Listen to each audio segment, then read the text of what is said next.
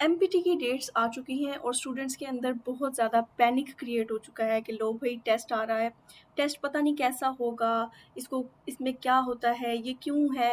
इसके अलावा एक पैनिक क्रिएट हो चुका है कि सीएसएस 2025 जो है वो करीब आ रहा है और प्रिपरेशन है नहीं, सिलेबस कंप्लीट नहीं हुआ। I have been receiving a number of queries कि हमें कैसे प्रिपरेशन करनी चाहिए इस टेस्ट की, सब कैसे हैंडल होगा, and a number of such questions. So I thought कि मुझे इसके ऊपर एक वीडियो बना देनी चाहिए, एक तसल्ली भरी वीडियो जिसमें आप सबको समझ आ जाए कि टेस्ट बेसिकली क्या होता है, क्यों रखा गया है, इसके अलावा इसको कैसे सॉल्व किया जाए। और उसके बाद एट दी एंड मेरे पास एक किताब है जो मैं आप लोगों को पीडीएफ की सूरत में डिलीवर करूँगी, और आप अगर उसको गो थ्रू कर लेते हैं तो आपका ये टेस्ट जो है ये ईजिली सॉल्व हो जाएगा। अच्छा जी, तो सबसे पहले हम सॉल्व करते हैं। आपसे तकरीबन 2-3 दिन पहले 12th ऑफ जुलाई को एफपीएससी ने डेट्स अनाउंस कर दी हैं सीएसएस 2025 की, और इसके अंदर जो डेट्स हैं हम उसको देख लेते हैं। आपको जो पब्लिक नोटिस है एमपीटी का वो 11th ऑफ अगस्त को आ जाएगा। अच्छा, तो अब सबसे पहले जिन लोगों को नहीं पता कि एमपीटी क्या होता है, तो ये एक छोटा सा टेस्ट है जो कि आपका मेन रिटन पार्ट से पहले ऑर्गेनाइज किया जाता है। इस टेस्ट के अंदर आपके 200 एमसीक्यूज होते हैं, ठीक है, फ्रॉम योर सब्जेक्ट्स, जिसके अंदर आपकी पाकिस्तान अफेयर्स है, करंट अफेयर्स हो गया, थोड़ा सा आपकी एवरीडे साइंस हो गई, इस्लामियात हो गई, ठीक है, जर्नल आपसे जो क्वेश्चंस है इंग्लिश, इसमें से आपसे जो है वो क्वेश्चंस किए जाते हैं एमसीक्यूज की फॉर्म में। इसको पास करने के लिए आपको सिर्फ 66 मार्क्स की ज़रूरत है आउट ऑफ 200। इसमें कोई नेगेटिव मार्किंग वगैरह नहीं है, तो इसलिए कोई खौफज़दा होने की ज़रूरत नहीं है। अच्छा, तो 11th ऑफ अगस्त को जो पब्लिक नोटिस है एमपीटी का वो आ जाएगा, ठीक है। उसके बाद आपने अपनी ऑनलाइन एप्लीकेशंस जो हैं उसको सबमिट करवाना होगा from 12th of August to 26th of August. उसके बाद आपका ये जो टेस्ट होगा ये 6th ऑफ अक्टूबर को कंडक्ट करवाया जाएगा, 6th ऑफ अक्टूबर। अच्छा, अब देखें यहाँ पे ये बात आ जाती है कि आपने इस टेस्ट के लिए अप्लाई कैसे करना है। तो इसके लिए आपको बिल्कुल घबराने की ज़रूरत नहीं है। जब मैं अप्लाई करूँगी I will make a video screen recording of everything, एक-एक स्टेप आपको गाइड कर दूँगी। उसको आप देख के समझ जाएँगे कि कैसे इस टेस्ट के लिए अप्लाई करना है। It's not a rocket science, ठीक है। अच्छा, दूसरी बात ये है कि अब हम बात कर लेते हैं कि जो टेस्ट है बेसिकली ये टेस्ट कितना हार्ड होगा।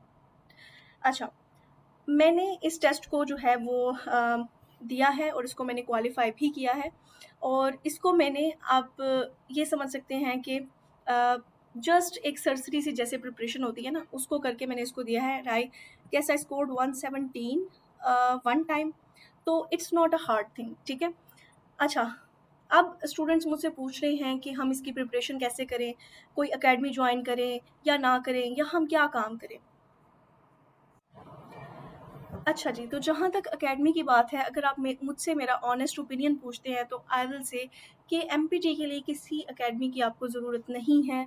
अगर कोई ऐसा इदारा है, कोई ऐसा इंस्टीट्यूट है जो इस टेस्ट की हाइप क्रिएट करके एक फ्लक्स ऑफ द स्टूडेंट्स को इकट्ठा करता है, आई डोंट थिंक कि ये कोई जस्टिस है। क्योंकि आप खुद सोचें कि ये एक ऐसा टेस्ट है जिसको पास करने के लिए आपको सिर्फ 66 मार्क्स की ज़रूरत है, और वो भी out of 200 without negative marking. तो इसके लिए आपको किसी अकेडमी वगैरह की ज़रूरत नहीं है, आप इसकी जो प्रिपरेशन है वो खुद कर सकते हैं। बाकी घबराने की आपको बिल्कुल ज़रूरत नहीं है। रिमेंबर द टाइम कि ये फर्स्ट टाइम नहीं है कि एमपीटी कंडक्ट हो रहा है। जब फर्स्ट टाइम एमपीटी हुआ था आई थिंक बैक इन 2022, उस टाइम एक बहुत ज़्यादा स्टूडेंट्स के अंदर ना एक वो जैसे होता है ना डर, खौफ कि ये क्या है, कैसे होगा एंड एवरीथिंग, वो क्रिएट हुई थी, और इसकी वजह से बहुत ज़्यादा बिज़नेस बना था। सो अब तो ख़ैर ये है कि अब तो थोड़ा-सा हम रिलैक्स मोड में आ गए हैं, एमपीटी दे दिया है और समझ आ गई है कि it's not a big deal. इसलिए इस टेस्ट से इतना घबराने की ज़रूरत नहीं है। आप इसकी प्रिपरेशन जो है वो खुद कर सकते हैं। एज़ अब आई टोल्ड यू कि मैं इसके लिए आपको एक पीडीएफ बुक है, मैं आपको वो जो है वो दे दूँगी। आप मुझे उसके लिए व्हाट्सएप करेंगे, आपको नंबर भी मैं अपना शेयर कर दूँगी ऑन स्क्रीन। तो इसमें कोई इतनी बड़ी बात नहीं है, ठीक है। अच्छा, एमपीटी में जो आपको मैं बता देती हूँ कि क्या दिक्कत आप आपको होगी, ठीक है? इसमें आपको दिक्कत सिर्फ़ ये होगी कि वो जो 200 एमसीक्यूज़ आपने बैठ के सॉल्व करने होते हैं ना, आई गेस 3 आवर्स होते हैं, तो वो जो 3 घंटे बैठना होता है ना, बस वही मुसीबत होती है इसमें। और एक अगर आप स्ट्रेस ना लेते हो ना अपने यानी कि पेपर सॉल्व करते हुए, तो उस वक़्त आप को अगर कुछ हुआ तो वो बोझिलपन महसूस होगा अपने माइंड पे, क्योंकि ज़ाहिर है कि इतने ज़्यादा एमसीक्यूज़ जो हैं वो 200 एमसीक्यूज़ आप सॉल्व करना ही अपने आप में एक बड़ा टास्क होता है, और बैठना और फिर एक जगह पे बस सिर्फ वही स्ट्रेस वाली सिचुएशन होती है। इसके अलावा जिन लोगों ने ट्रैवल करना है फॉर एमपीटी, अपने सेंटर्स की तरफ मूव करना है, एक दिन हॉस्टल में आपने स्टे करना है या जैसे भी आपने करना है, तो वो थोड़ी सी आपको दिक्कत है। बाकी आप बिल्कुल रिलैक्स हो जाइए, टेस्ट कोई इतना मुश्किल नहीं होता। बाकी अगर आपको नहीं पता कि ये जो टेस्ट है ये क्यों रखा गया है, तो उसकी reason as far as I think कि इसकी रीज़न ये है कि एक जैसे आप यूपीएससी का आपने नाम सुना होगा, ये इंडियन सिविल सर्विसेज़ का एग्ज़ाम होता है। इसके अंदर सबसे पहले जो है वो प्रीलिम्स एग्ज़ाम्स होते हैं, उसके बाद मेंस होते हैं, उसके बाद आपका इंटरव्यू होता है, वही साइकोलॉजिकल टेस्ट जैसे हमारा होता है। अब ये जो इनका प्रीलिम्स का टेस्ट होता है ना, इसके अंदर जो है इसको पास जो करता है वो आगे मेंस में जाता है। जो प्रीलिम्स है it's a tough exam UPSC के अकॉर्डिंग, वहाँ के जो स्टूडेंट्स हैं उनके अकॉर्डिंग, ठीक है? अब हमारा ये सीन हो गया है कि हमारा पहले डायरेक्ट रिटन टेस्ट होता था, उसके बाद हमारा इंटरव्यू होता था, psychological test and direct training. लेकिन अब हमारा ऐसे हो गया है कि पहले एमपीटी होगा, और उसके बाद फिर हमारा जो बच्चे क्वालिफ़ाई करेंगे वो रिटन टेस्ट में जाएँगे। एंड यकीन करें भई, ये कोई आई डोंट थिंक 98% तो क्वालिफ़ाई करते ही हैं, बिकॉज़ रेशो जो है वो बहुत कम है। अब अगर आप मुझसे मेरा पर्सनल ओपिनियन पूछें तो मुझे ये लगता है कि ये टेस्ट कोई इतना इम्पोर्टेंट नहीं है, इसको ये ना भी होता तो इससे कोई फ़र्क नहीं पड़ना था।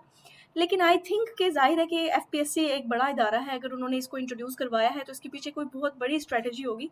लेकिन फ़िलहाल अभी इन सालों में इसकी कोई इतनी कोई ख़ास मुझे तो नहीं नज़र आ रही कि इसकी कोई प्रोडक्टिविटी हो। बहरहाल ये हो सकता है कि आने वाले सालों में ये एग्ज़ाम जो है ये थोड़ा-सा टफ़ हो जाए, और टफ़ इस तरह से हो जाए कि स्क्रीनिंग इसके अंदर जो है ना वो स्टूडेंट्स की ज़्यादा होने लग जाए। तो फिर उसके बाद ये होगा कि जो स्टूडेंट्स पास होंगे वही फिर रिटन की तरफ जाएँगे, और फिर रिटन वाले आगे इंटरव्यू की तरफ जाएँगे। तो अगर तो ये इस तरह का कोई स्ट्रक्चर फ़ॉलो करने वाले हैं यूपीएससी वाला, तो फिर it will be a good initiative. लेकिन फ़िलहाल तो it's just a test, a nominal test. अच्छा जी, तो टेस्ट जो है वो आपका हो जाएगा 6th ऑफ अक्टूबर को। उसके बाद अगर हम सीएसएस के रिटन एग्ज़ाम की बात करें, जो कि 2025 का रिटन एग्ज़ाम होगा, उसका जो नोटिस हमें मिलेगा वो मिलेगा 1st ऑफ दिसंबर, और हमने 2nd दिसंबर से 16 दिसंबर तक अपनी ऑनलाइन एप्लीकेशन जमा करवानी है।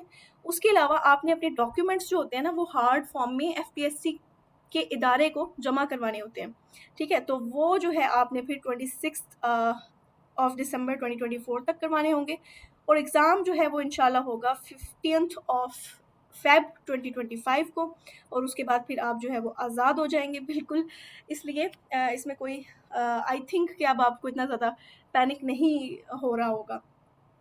अच्छा, उसके बाद ये जो आपका टेस्ट है, इसके अंदर देखिए उन्होंने खुद आपसे कहा हुआ है कि ये जो डेट्स उन्होंने अनाउंस की है ना, ये टेंटेटिव डेट्स होती हैं, इसमें तब्दीली हो सकती है अगर एफपीएससी चाहे, लेकिन होती नहीं है। मतलब ये जो डेट्स अनाउंस हो जाती हैं यही फिर होती हैं आपकी जो पक्के वाली होती हैं।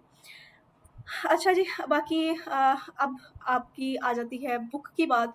वो जो बुक मैं आपसे कह रही हूँ, वैसे तो आप यकीन करें कि आप ये जो एमपीटी है ना, इसको अगर आप सिर्फ एज एन अपॉर्चुनिटी लें कि आप अपने जो कंपल्सरीज हैं उनके एमसीक्यूज तैयार कर लें, so it will be good, it will be great. आपको करना ये चाहिए कि ये जो आपके पाक affairs, current affairs, everyday science हो गई, इस्लामियात, इन सब के जो पास्ट पेपर्स के एमसीक्यूज है ना उनको सॉल्व कर लें। पास्ट पेपर्स, अब बहुत ज़्यादा ऐसे पीडीएफ सर्कुलेट करते रहते हैं मार्केट में। उसके अलावा बुक्स ऐसी मिल जाती हैं जिसके अंदर आपने वो जो उन्होंने सारे सॉल्व किए हुए होते हैं आपके ना, यानी कि पास्ट पेपर्स के एमसीक्यूज 20-20 सालों के, आप वो अगर रिवाइज कर लें तो बड़ी अच्छी बात हो जाएगी। उसमें ये हो जाएगा कि आपका जो मेन एग्ज़ाम है उसके एमसीक्यूज भी आपके प्रिपेयर हो जाएंगे, ठीक है?